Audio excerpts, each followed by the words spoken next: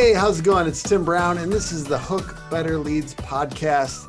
And today I have Nick Peret on from Summa Media. Did I say your name right? Nick Peret, but I do get Peret more times than not, so don't even worry about it. All right. So Nick Peret, he is a commercial roofing and marketing and sales badass, and it's more of the system that his company has come up with here to help create these opportunities, get more leads for commercial construction companies, commercial roofing companies. So we're going to talk about that a little bit, but we're really going to go through this gap that there is in this market around people that want to be in commercial roofing that don't know how to really scale that. They maybe they have a background in retail, or they got a lot of referrals, but they don't know how to make that leap from a referral driven, relationship driven thing, which is a beautiful thing, but to that next level where you really have to have multiple lead sources. And so we're going to talk about how to do that with email and texting. And Nick, what do you think is, besides just this topic, before we get into this, what do you think are some of the problems that commercial roofing companies or people that are trying to get into commercial roofing are struggling with right now? What do you see out there? It sounds like you think that they're not as tech oriented or optimized for the modern day as they could be. Well, first off, Tim, thank you so much for having me on the podcast. I really appreciate the invite. You know, there is probably two other agencies that we really follow, right? Me and my team, when we're looking at people who are in the contracting world. And it's really, you know, you guys at Hook Agency and WebRunner. I see you guys. And WebRunner is awesome. The content that you guys put out, the way that you guys brand yourselves, you know, your guys' brand, your approach with everything has been great. I mean, anybody that we've talked to that has worked with you guys has nothing but good things to say. So it is an honor to be here.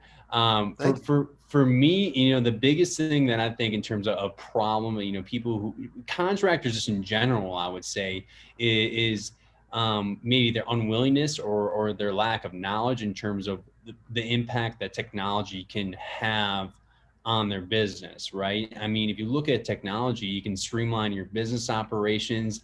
It can build an online presence that can completely change the way that people look at your brand and your company. I mean, if you think about it, and I know you guys are great with websites and stuff like that. If you really think about it, I mean, the website is the perception of value that you have to offer your customer. So it doesn't matter what you're doing on the sales or marketing side of things.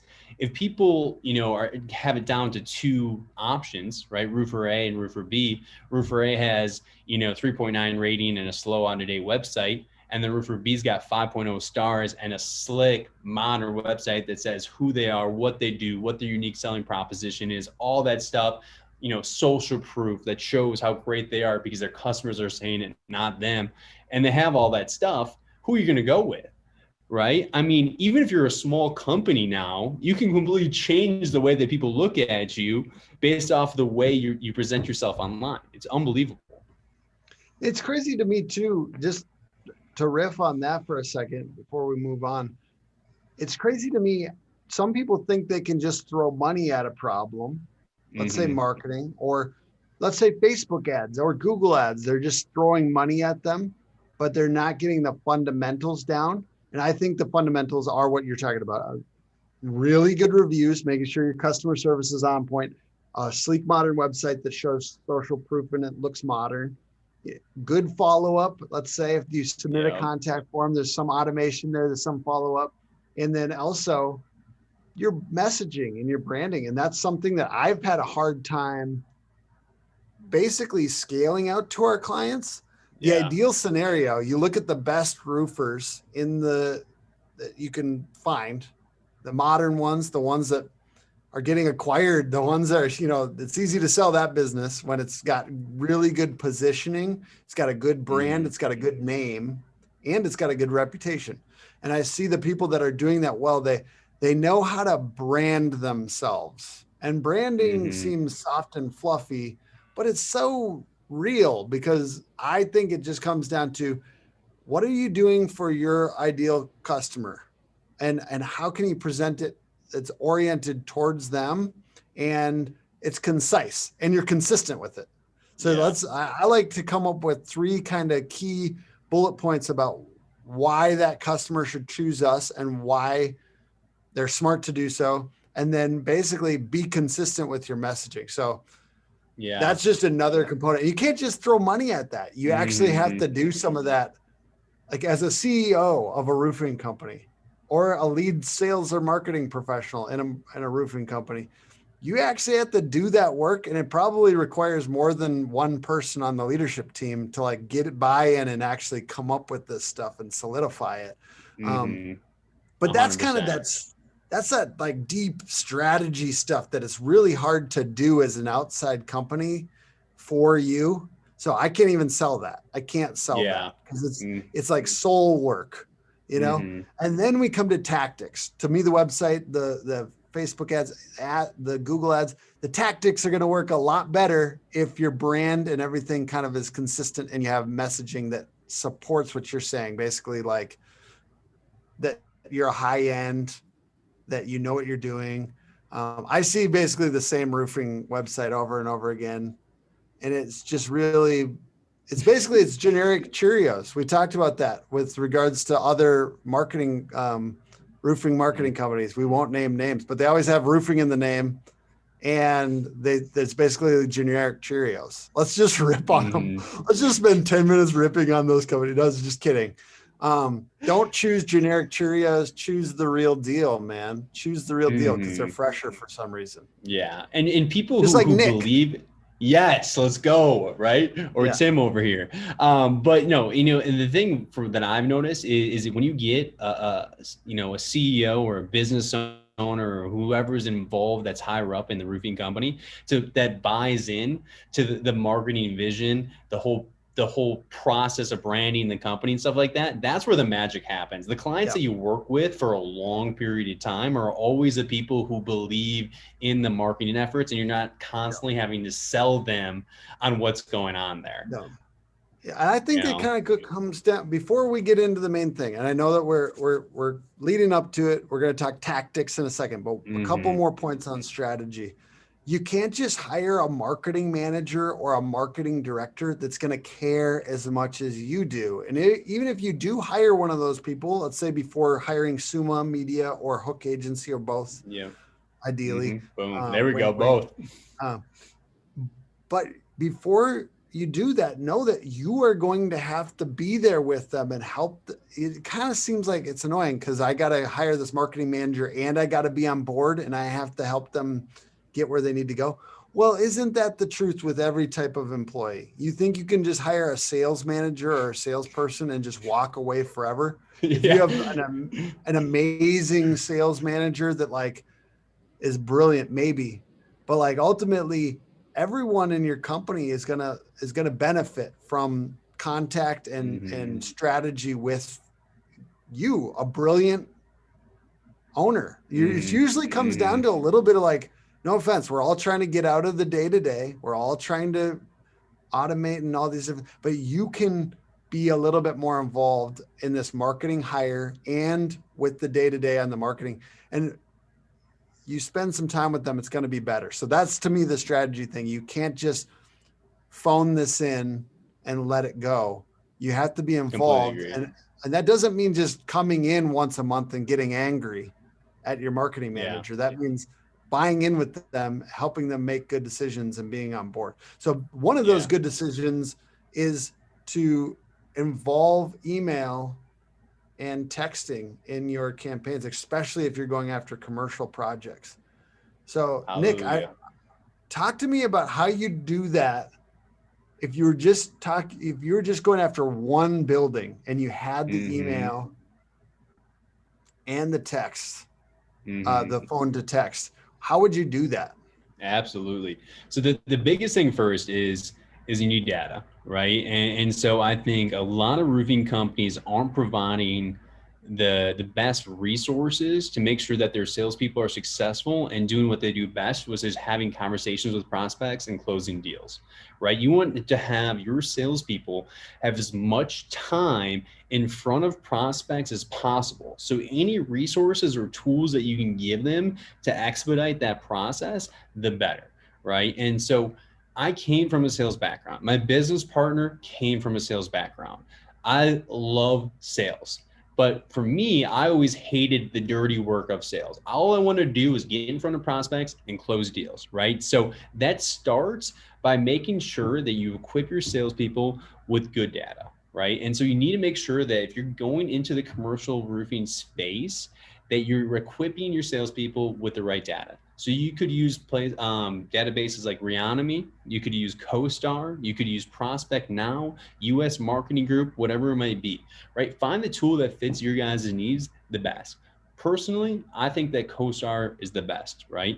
Now, what's so great about CoStar is you can see exactly how many commercial properties are in your service area. So basically, you're going to go in there, you're going to filter it out by service area, right? And you're going, perfect. This is how many buildings are out here. And this, chances are, if you're in a big market, there's probably going to be thousands, right? So then you can just kind of narrow it down even more by square footage, the roof types that you want to work with, right? You could do HOA or you could do flat roofs, whatever it might be, right? And then sort it from there. And if you're just a single individual, chances are you're probably going to start out with like a list of maybe 100, right? So what I would do is I would narrow it down to probably the 100 hit list on that CoStar platform or Reonomy or whatever you use, right? Get my 100 hit list, right? And then from there, I'm probably going to take the phone, like the true property owner. I'm going to take the property manager and I'm going to get their phone number, their email address, and put that right next to the address of the building, right? And then also the square footage of the building, right? That's going to be step one, is making my list of prospects to go after. Now, if I'm a salesperson, what's so great is I can do whatever I want with this list now. I can do email campaigns, I can do text messages, I can do phone calls, whatever it might be.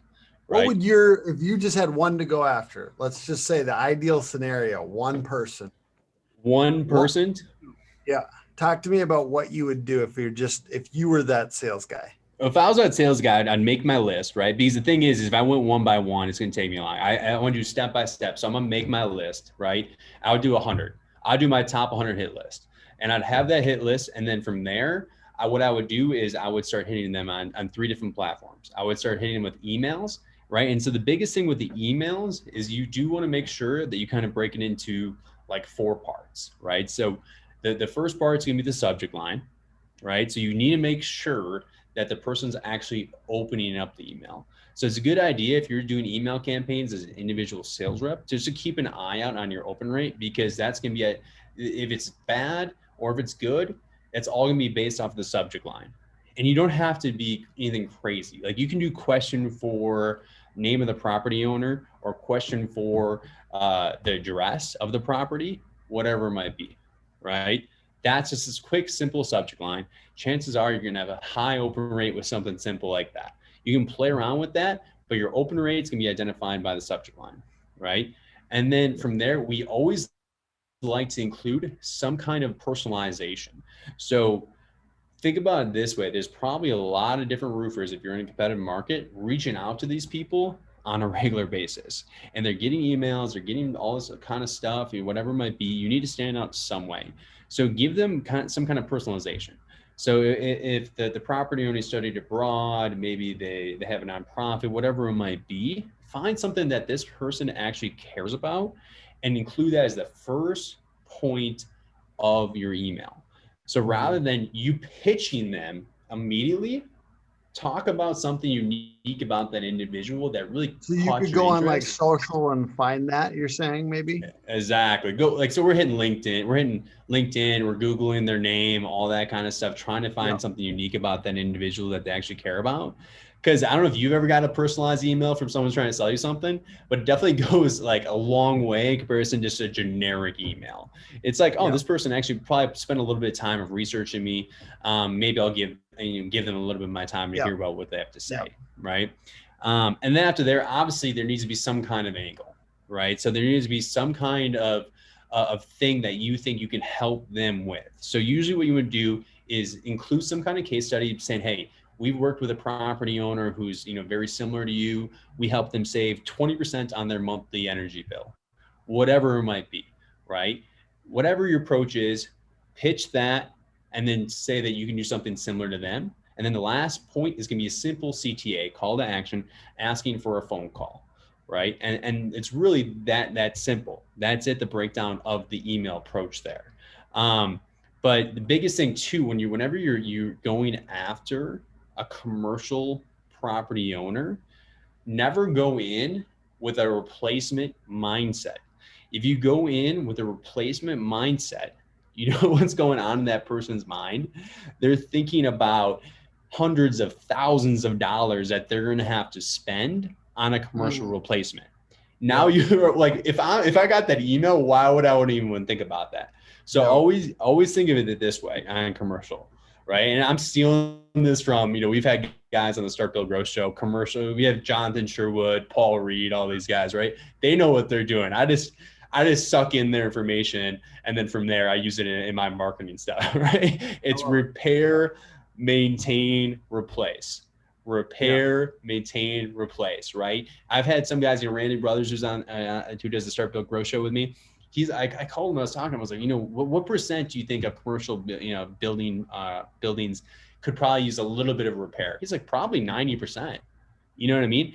They don't need a big replacement, but that little repair can get you on the roof. You can show that you execute, that you show up on time, that you have good communication, that you actually do what you promise, right? Deliver on those promises. And then you sell yourself, right? You sell yourself, right? Hey, I am a great person. We have a great company. We stand behind our product and our service, right? And you like us. That's your opportunity. So then when they do need that replacement, who do you think they're going to call? They're going to call you, right? Totally. So that's one approach on the email, but honestly, text messaging, it's crazy. You know what I mean? I'll be straight with you. I used to do cold calls. I did like 150 cold calls a day. I'm not a big fan. You said that like you were embarrassed. Dude, it's rough though, man. That's through the ringer though, dude. I get that it's rough, but we're talking to people that understand how hard that is on this podcast. And I will say, I have also done some of that. I have not 150 a day for however long you did. How long did you do that for? I lasted 9 months, man. It was pretty. All I gotta say is a great experience. Also, I learned something from that. The leading with value really quick. The vibe of like being able to be very quick and like ultimately what there's a lot of principles that you learn from that. So I think you're probably a better person for it. I will say. I'm definitely a better person. And I left that and I started Summa Media because I was like, man, I can't do this anymore. But it was the best experience possible. Pretty much what would happen is we utilized Salesforce. We were selling to any kind of small business. I was on a dialer. So pretty much I'd be on the phone, I'd hang up, it would automatically ring. They'd say hello, then my lead would pop up on Salesforce. It could be a contractor, it could be a barber, it could be a pet groomer. You have no idea, right? They say hello, you click on the website, and then you try to figure out your pitch like that. So if you're talking about sales practice and trying to hook people, right? That was great practice right there. I mean, probably literally, I bet those reps probably made you very strong. And that's what I always think, like, I get it's really hard shit. And honestly, none of us want to do that forever. Like door knocking too. I mean, it's door knocking, man. I mean, I don't know if I want to do that for the rest of my life. It does seem like people get out of it kind of quick once they can. But I will say, like, you learned probably a ton whenever you do that stuff. I mean, it's just crazy. So, man, when you see these people, and I've had a few of them on the show, you see them in roofing groups, all this stuff like that are really experts at door knocking and have made tons and tons of money. Just their like emotional stability is so impressive because it's such a roller coaster. The entire experience, you could get like the door could get shut on you 10 straight times. You know, I've seen people bring out like a gun or like threaten people, punch people, you know what I mean? And then to still close a few million or whatever it might be in roofs is just like incredible, unbelievable. I don't think I couldn't do it. That's all I'm saying. I do respect the shit out of people that are capable of that, though. Yes, and they're robust, strong. Their mental fortitude is pretty impressive. Yes, exactly. I like to say testicular fortitude. It feels right for that. It does feel right. It does feel right. So that being said, let's wrap that up. We got the text messaging. You're kind of, and I do this on our sales too. Like, and you know, even though I don't necessarily know that I have to do it, I do it because it's good reps. I put them in. I go on social. I switch to text, and then you've got basically I do the touches a little bit on social and text back and forth. Sometimes call, different platforms too on social. If you're and interacting with them. I'm just saying this is an option for you. If you're doing this manually, there's an option to get in there, like their shit, connect with them, be nice, be low and slow. Now, what is the contents? You know, you kind of talked about this a little bit. So you're going in with the repair mindset. I really appreciate that. That's super smart. Yeah. Is there anything else you can share about like the text content of those messages that you believe are the most effective? Yeah, absolutely. So this one, we break it into 4 parts again, right? And it's nothing too crazy. And so we start out with just an intro. So, hi, my name is, Nick Peret with Summa Roofing or whatever it might be. Right. And then the next step is just identifying some kind of common problem that they might have. So, we'll use this lingo a lot. According to roofing industry experts, your roof is 10% of the cost of the building, but 90% of the problems down the road. Right. And then if there's weather going on, we'll say something like, and that is only multiplied with the snow and cold or the hail that we recently had. Right.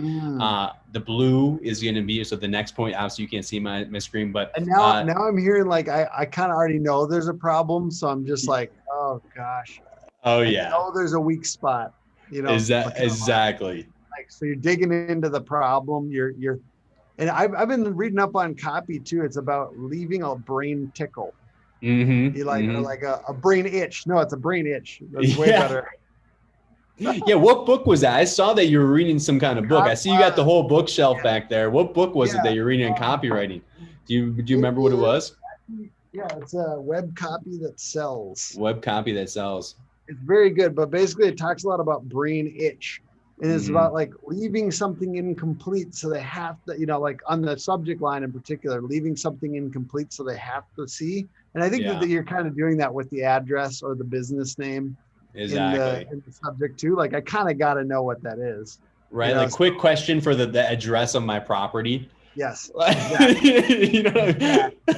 So as long as you can get that brain itch going, I think, like you said, like if you're leading with problem. So I'm just also just restating the principles of what you're saying. 100%. No, and I appreciate that. Right. And then the last part is just usually, saying something about, hey, I'd love to provide a free, no contact, no obligation inspection to make sure your roof did not have any damage with the recent weather. Right. Do you have any time this week? Nothing too crazy. Right. And we've noticed too. There's a personal email. there's nothing on this that looks like a MailChimp newsletter or anything. Exactly. This is like a very simple personal email. It feels one-to-one, and you guys are able to do this at scale. Is that correct? 100%, which has been pretty great. I mean, on the commercial side of things, it's kind of a different ball game. I think that there's just so many property owners that are, outreach to on a regular basis that you really have to have a really significant strategy to find success in the commercial space. Right. Yeah. And so for us, we're able to, build out a big list of contacts to go after. Right. We're able to have somebody on our team write all the personalized emails for them. Right. We're have someone send all the text messages for you. Right. And we've seen a lot of great success. It's been pretty exciting because, like I said, on the commercial side, it's kind of a different ball game. So people know we gave a little bit of a taste of what you can do and should do as an individual trying to get into this. Sometimes it's an individual sales rep. They don't have necessarily, they're not necessarily equipped by the owner of the company, but they really know that this is where they're going to make big bank. So they take shots, and there's ways to take shots. So take those shots, try it on your own. And then maybe you start to see a little bit of success, and you can talk to Summa Media about doing it at scale. And we're just talking to Summa Media right now. Yeah, just hit us up, right? But in all honesty though, if I'm a salesperson, I am only going to work for a company that is going to give me the resources to be successful. And so if you're looking at the outreach programs that we're running, every time the companies who have a good website and have good Google reviews have a way better conversion rate. Because what do you think's happening when we're outreaching to these people and asking them for an opportunity to go on their property, on their roof, right? Yeah. They're going online, they're researching your company, they're looking at the reviews, and they're looking at your website. Yep, exactly. So when you, it doesn't matter what you're doing. It doesn't matter if you're doing door knocking, if you're doing Google ads, if you're doing SEO, if you're doing outreach programs, anything on the sales and marketing side of things, the Google reviews and the website, that's the deal closer right there, right? Yeah. So what I don't understand is when people spend tons and tons of money on sales and marketing efforts, but they're not willing to spend an extra $5,000 or $10,000 more than like someone who's cheaper on the website side of things. It just doesn't make sense to me. Go spend a little bit extra money with someone who's really going to take care of you, because all the efforts you are doing is going to come right back to that website. And if you have a really good website, you're going to give her more deals and you're going to have a great ROI on that. Yeah. And it's crazy. Some people can't see the difference between a good and a bad website. I could do a whole nother podcast on just that. And actually, you know what? We should on yours when you got yours. I'm down. Because here's the deal. It's not necessarily just about prettiness. I'm just going to maybe this isn't quite the wrap up, but there is a difference between a good and a bad website. Okay. There's a real difference. It really does matter. And it does, to me, it relates to, we have the winning website formula, and I can't state it enough. So I'm just going to give it real quick. The winning website formula is basically strong visual call to actions throughout the sites, testimonials, and other trust factors. So like you're talking about the reviews and making sure those are visual on the site, emotionally persuasive images and headlines. You know, to me, that's about making them the hero, not the company the hero. So making the smart homeowner or the smart property manager or whoever the hero of the story. And then 4, an emphasis on search engine optimization throughout the process. That's just the inbound, making sure there's enough content on each page. There's even 500 plus words. And then lastly, hey, what's unique about this company compared to others? I think I like this copywriting principle. Somebody said, what's the only, when I land on this page, what does this company do that they're the only one that does this? So like, look for that word only. We're the only, you know, and try to make that only factor bigger on your website, where you are the only ones that do this. Certainly your conversion rate will go up. And the unique selling proposition. Yeah, exactly. It's your unique selling proposition. And the challenge is, first of all, it's hard because a lot of people don't know a good and a bad website. So there really is a difference. That's the key that I'm trying to get across. And then it's really hard to say what your unique value propositions are if you're so in it that you think it's what everyone else already said. Quality, customer service, we follow through on every project, I'm asleep. It is pretty tough though, you know, and I get where these guys are coming from, where they struggle to figure out what their unique selling proposition, because you're saying, it's basically really hard. Between you and I would do something weird and dramatic. If I owned a roofing company, and honestly, it would be painful almost. Like I would go for like if I was doing residential, I would be like $100 a nail if you find them in your lawn. I would do like weird stuff. I would do weird stuff because something that stands out. Yes, you have to do something weird. Grabs attention. Yes, something intense that grabs attention. And I don't know what that is for you, but you have things. Most companies, like every time I go to a company, I like kind of dig in and I look around and I ask questions and I see what the value is. There's always something that's kind of weird that they don't have anywhere on their marketing activities, but they're doing all the time. They go with the checklist. They have the thing. There's something. Just bring that up to the forefront. Exactly. Take what you've put into place to make sure that you have as many 5-star reviews as possible, that you had to get into place because you had pain last year 5 times that was really bad. You had to fix it. You put in this strong system, show the system, turn it inside out and tell everyone what it is, name it and tell everybody about it, because that's where people start to actually catch they get it now, anyways, I ranted, you ranted. We feel better now. Yeah, we feel good. But I'm super excited for people to chat with Summa Media about this system. If you want more commercial roofing leads, talk to Nick at Summa Media. Get that conversation going today. You don't have something as good as what they have on outreach. You're not going to reproduce this internally. You'd be smart to talk to people that were experts at it and to scale this. If you want to scale this, talk to Nick. Appreciate it. Thanks for having me on, man. Absolutely. Do you want to throw in, just tell people where they can find you online? Yeah, so if you want, I would honestly add me on Facebook, Nick Peret. I'm probably most active on my Facebook page. I try to get in all those roofing groups and stuff like that. And then our website is Summa, SUMMA, media.co, C-O. You can get us there as well.